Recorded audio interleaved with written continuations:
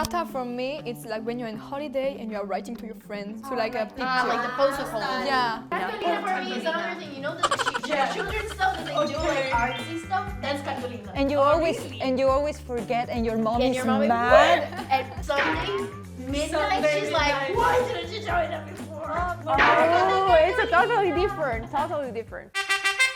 Hello. Yes, There's a lot of of similar course. words. Yeah, I think many words similar. Not the same, but a lot of them way too similar sometimes. Like, I'm like, why you say the same thing? Yeah, for me, I French is. Like maybe the less similar to our languages, but Portuguese, yeah, the accent is so weird for me, so I'm not going to understand it. For me, like all three of us, it might be fine if I read it, but Portuguese. I still think if you read Portuguese, you might understand. Yeah, just read it. But if I listen to it, I can't get. And I have a strong accent, which doesn't make it easier. I don't know. I feel a little bit in between. Maybe I was just like, what are you talking about? If I talk either slowly or like with downtown São Paulo accent, you can understand me better. Oh, I wouldn't be so sure. I would. I'll give you an example. How do you say market in your language? Mercado. Mercado. If you say mercado in a very long Yeah, sentence, I'm not gonna. Let's buy something in the supermarket. How you will say? Vamos comprar alguma coisa no mercado. Okay, now better. See? If I say in my accent, I would say like, vamos comprar alguma coisa no mercado. It's a little bit harder. Okay. In Italian, we say buongiorno. In Spanish, we say buenos dias. In Portuguese, Brazil, we say bom dia. In French, we say bonjour. I think it's France, Italy, and then Portuguese, Spanish, because you use the dia, but we say jour, giorno. Giorno. Yeah, We have the night things too. Bonsoir. And we say boa noite. Buenas noches. Yeah. But yeah, we also have buonanotte. But So, it's but it's like but good it's night. Bonsoir. It's like from 6 p.m. to like yeah. in the night. Yeah, I think the couple is a team. Yeah. Okay. Didn't match right here, the seats. In Italian, we say scusami. In Spanish, we say discúlpame. A little bit high, like very formal. Did you use the formal way, the most formal, or like casual? No, I use the casual. If Oh, it's the casual is formal, like- I'm gonna say mi scusi, but casual is scusami. Perdóname, or yes, perdóname. I think I don't use that so much. Okay, in Brazil Portuguese, we say two ways. It can be com licença or dá licença. In French, if it's in informal way, it's excuse-moi. Oh, yeah. But this time even we were not close. This time, Portuguese is the weird The one. weird one. That's true. That's true. Okay, I will never say excuse me in It's Portuguese. like license. But it's literally like that. Like, give me the license. It's like, give me the permission to pass. Oh. No, I Or would say give me the permission to bother you, sort of like this. I would say perdona. Ah, perdona, perdona. Oh. In We French, can- we can excusez-moi. say- Like in informal way, excusez-moi. Informal, excuse-moi. Like we have this. Yeah. I thought also you use something like perdona or We can say both of them. Like pardon, pardon. so has the excusez-moi, same meaning. In Italian, it's different. If you say perdonami, it means you did something I'm wrong sorry. and you're like, hey, please forgive me. It's not excuse me, it's I'm sorry. And in French, we can use both. We can use both too. In Portuguese, we say desculpa, but it's not as usual. Like we. Disculpa for me is like more respect, like to the elders.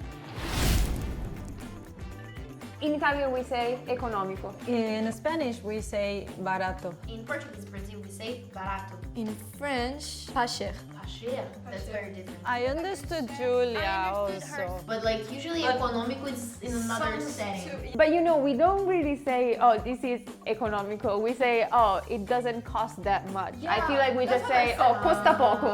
So it's not expensive. Like we don't have cheap. Like we just say it's not expensive. Yeah, same, Expensive same, is same. cher. It's not expensive. Pas cher. Like I cannot think another thing. Wow. We have Barato. both. Barato. To me, it sounds like barato, which is, for example, I give you a bread and you give me a cookie in return. Like paying without money, paying with something. A deal. In Italian, we say topo. The animal, right? In Spanish, we say ratón. Raton. I love it. It sounds like a Pokemon. It sounds so big. No, because we have rata. Rata is the big one, and raton. Raton is the small one. Yeah. In Brazil, Portuguese, we say rato. In French, we say une souris. Okay. So I think we have, in Italian I understand, because we have sorcio, which is similar to French, and we have ratto, which is similar to... Ratto is a rat. Ratto is the pretty big one. Yeah. Whereas rato can be like the tiny one too, because like the bigger one we would call ratazana. It sounds like a monster, right? Monster in the water. I don't know, but in Brazil there is many animals, so I expect something that I never saw in Spain for sure. Like It's just a big mouth, a very big mouth. using rata, you can say like that. Actually, there is a song, but rata is like a very despicable person. Like, oh, you are a rat. Imagine, it's not a good thing. Next.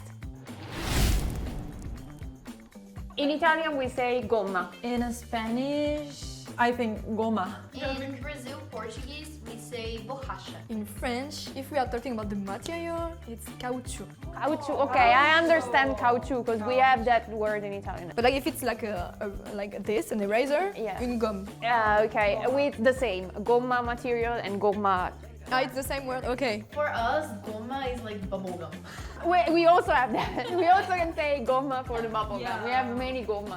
We say chicle. Well, but We can say chiclete too. in Spain, because all my Latin American friends, they have different accents, and there is many words that are different. So I don't know. Just you can help me on the comments. In Italian we say affamato. Okay, so in Spanish we say tengo hambre. Hungry, it would be hambriento, but we use it a little bit less. Yeah. In Portuguese, Brazil, we say faminto, but usually we would say like tô com fome. Yeah. In French, we say avoir faim. Like there is a family. You guys Yeah, sound similar than me. Yeah. Avoir faim. But the thing is that, so when we speak in English, we say I'm hungry, so the verb is to be hungry. But if it's a Latin language, we say I have hunger. I have a hunger. I cannot say just translate hunger. it. Like this, like if I just say faim, people do not understand. Because like if you want to say like this person is always hungry, then you can say like oh faminto. Okay. Or We can like, say if you're too hungry, you can say like tô faminto. Too hungry, we can say il est affamé. like affamato. Yeah. But we don't really use that that nobody much. uses But you say faminto, right? And it sounds more similar to mine, hambriento, because the H in Spanish is the F. It changed. In Spanish, we change all the F sound Latin to H, so we don't have sound. In Italian we say cena. In Spanish, we say cena. In Brazil, we say jantar. In French, we say le dîner. Ooh, you're similar to English. Yeah, similar to English. I don't know what you're saying. Similar. Julia, you only change the cena for like G sound. Because the thing is, we have ceia, but we don't really say it. And ceia is not necessarily dinner. It's like the moment you eat with your family or with people with you. It most of the time happens at night, but it's not related necessarily to dinner. So dinner, we would say jantar. It sounds like a French name. French name. In Italy we say pianoforte. You need the forte? We can also say piano, but the real word is pianoforte. Huh? Okay. In Spanish, we say piano. In Brazil, we say piano. In French, we say un piano. Oh, piano.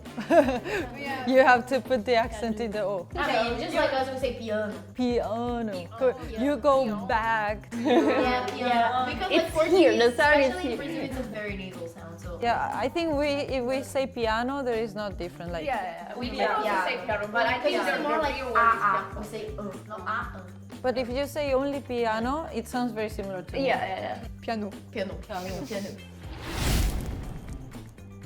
In Italian we say rosa. In Spanish, we say rosa. In Brazil, we say rosa. In French, we say une rose. Similar. Okay. We don't have accent the is A at the end. What was it for you? Pausa. I just don't have the R at the end. It's written with an R, right? But you Yeah. say H. Aha. Now I got it from the phonology. Every word in Portuguese that starts with an R, of course, it depends on the region. There are some regions in which they would say rosa. First R is gonna sound like H. Yeah. Oh, how do you? Pausa. Your tone is worse for me, for example, than that one. Because you are using these. I never use It that. sounds like you're angry. No, it's like she caught a cold and she needs to like get rid of something in her throat.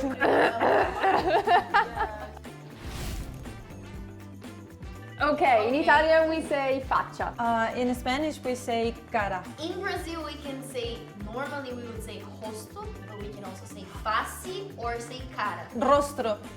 Oh, rostro. We have rostro too. In French, we can say like la face, but we usually say un visage.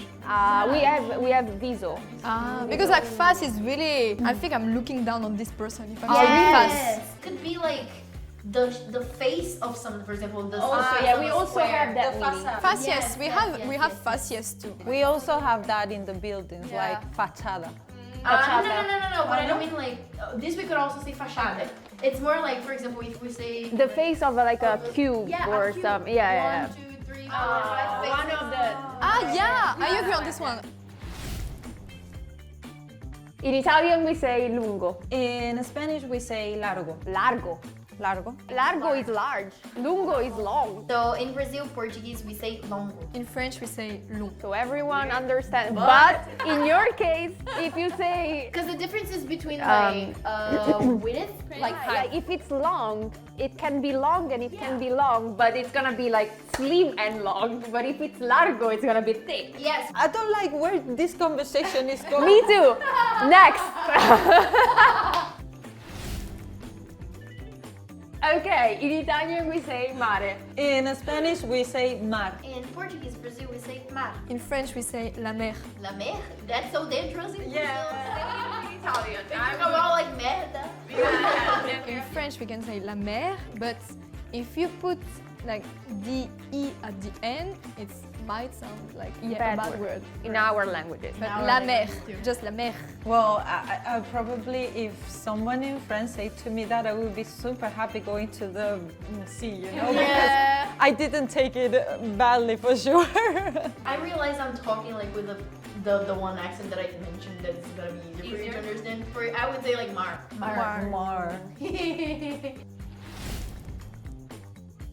In Italian we say pesca. In Spain, we say melocotón. Melocotón. We have the melacotonia. We have melacotonia, but it's different. It's another fruit. In Brazil, we say pêssego. In French, we say une pêche. So it's the only different one. You two are so weird for me because like peixe is fish and pesca means to fish. Yeah, but it's a double meaning. Like pesca can also be fishing. Same, pêcher.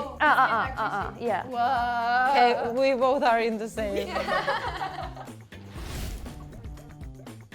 In Italian we say lettera. In Spanish, we say carta. In Brazil, we say carta. In French, we say une lettre. So carta for me is the paper. So I would not understand that someone is sending me a letter. Carta for me, it's like when you're on holiday and you're writing to your friends. So like a picture. Like the postal code. Yeah. That's the cartolina. That's the cartolina. Cartolina for me is another thing. You know the children's stuff that they do like artsy stuff. That's cartolina. And you always forget, and your mom And is your mom is mad. And Sunday midnight, she's like, why didn't you tell me that before? Oh, it's a totally different.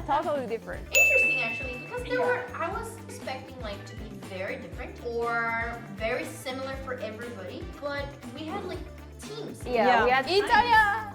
Like there were times that Italian and Portuguese sounded more the same, and French and Spanish sounded more the same. There were most of the time Spanish and Portuguese sounded more the same, and Italian and French sounded more the same. So and sometimes they had like similar and then one weird one. Yeah, it's true. usually us. La melacotón. Yeah, it was. Melacotón is fun. Yeah, a big rat. You can feel the situation, the geographic situation, like Giulia, and after that same word goes here, and after goes here, and there. Yeah. You feel that in our speaking.